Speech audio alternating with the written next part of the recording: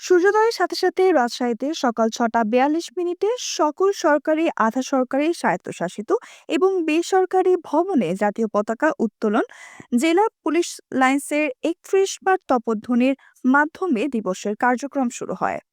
সূর্যোদয়ের সাথে সাথে জেলা প্রশাসকের কার্যালয়ে শহীদ স্মৃতিস্তম্ভে পুষ্পস্তবক অর্পণ করা হয়।